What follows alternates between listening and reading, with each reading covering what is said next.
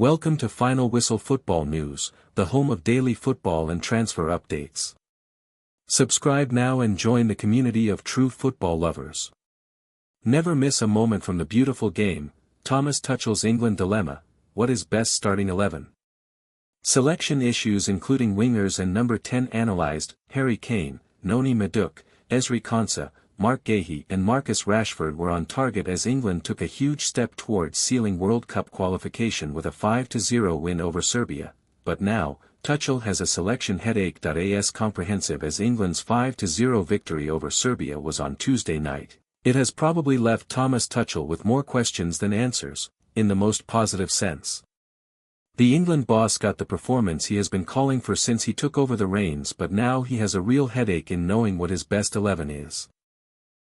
Consecutive player of the match performances from Elliot Anderson in his first two senior England internationals is probably the biggest plus for Tuchel, because he, like his predecessor Gareth Southgate, has been searching for a natural, consummate number 6 for some time. There was a real gap in the England armoury in that position. Now, not so much. It feels like it is Anderson's position to lose, despite the fact he is still on his international honeymoon and the 2026 World Cup is still 9 months away. Trouble is, the other players who have impressed in this camp, and against Serbia in particular, are all adding to England's already burgeoning excellence in many of the other overloaded positions. And we should not forget that a few of England's best players were not available for this international break. Right wing, Madueke's breakthrough, but where does he fit? Let's look at right wing first, and the birdie, and what a goal it was.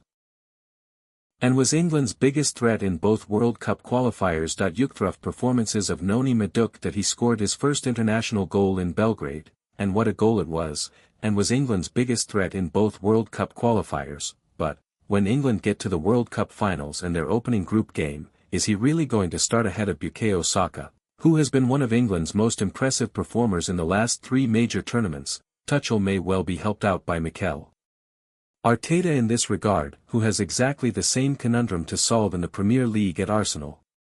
How and where do you accommodate Madueke, if you assume that Saka will start every big game, when fit? Madueke has done enough in this international break for us to assume he will be included in the 26 for next summer's tournament, but the brutal reality may be that, assuming everyone is fit, he may have to settle for a role as an impact substitute, or switch sides. Jared Bowen, Morgan Rogers and even Cole Palmer offer alternatives on the right flank. Who is Tuchel's number 10? It's time for a reality check. If he's fit, Jude Bellingham is, and will always be, England's first choice. No 10. He is a generational talent, and anyone else who has hopes playing that role, will play second fiddle. That includes Palmer, who is an extraordinary footballer in his own right, and Phil Foden, who is out of form, but has been a key player for England for a long time now. That's tough for Eberechi and Rogers, who have filled that role in this international break, with the other 3 missing. Struggled to make an impact, in truth, in the congested central areas of Villa Park, and his move to Arsenal has denied him some much-needed Premier League game time too, so he is a bit rusty. Rogers offered some special moments against Serbia, not least his sublime flick, which earned him an assist for Madueke's goal. His versatility may help him, as 2Es, but the Arsenal forward's best opportunity for his country may lie on the left wing. A congested left wing. Tuchel's options on the left are more difficult to call right now. It looks likely that both Madueke and Es will be given the chance to impress here in the games to come between now and next summer, but it's clear that Tuchel has a lot of love for Marcus Rashford, who was included in this squad despite an indifferent start for Barcelona. By contrast, Trent Alexander-Arnold, who's facing similar challenges since his move to La Liga, was left out, and that's a notable difference between the two players. Tuchel phoned Rashford when he first got the England manager's job and told him how important he is for England's prospects. The German wants an excuse to pick and play Rashford, so if the Manchester United loanee is playing and performing for Barcelona, you suspect he will be first pick. Anthony Gordon did well in Belgrade and reinforced the perception that he is a good option when England need more defensive work rate from their wingers. Tuchel settled at number 9.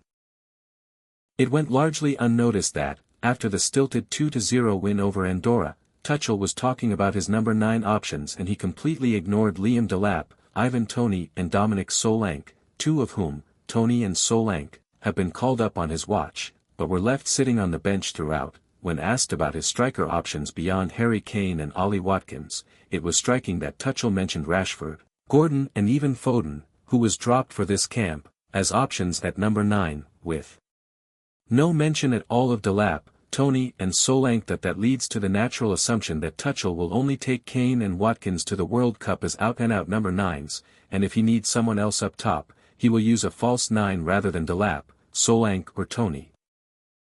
Who are Tuchel's fullbacks? Suddenly, it looks to be a battle for Trent Alexander-Arnold to make the World Cup squad. Tuchel has said Reece James is his first-choice right-back, and that's fair on the evidence of his recent performances for club and country. He's the best combination of attacking prowess, with his brilliant crossing, and defensive nous.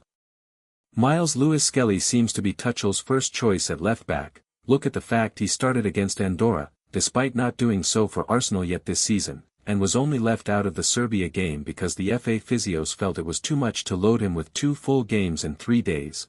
Tino Livramento now looks to have a really strong chance of being on the plane next summer, with his versatility to play on either flank a real plus. Then that would mean there is space for one more fullback in the squad of 26, with Trent and Jed Spence in the mix, and maybe Kyle Walker, Ben White and Lewis Hall waiting in the wings. What's Tuchel's best centre-back partnership? Tuchel likes to split his central defensive options between those players who prefer playing on the left and those who favor the right. In this camp, it was Dan Burn and Mark Gahey for the former, Ezri Konsa and Jarell Quansah for the latter. Quansah, a late call-up, didn't get a minute of football. Tuchel is adamant he won't give players minutes out of charity or a sense of obligation. He doesn't do that.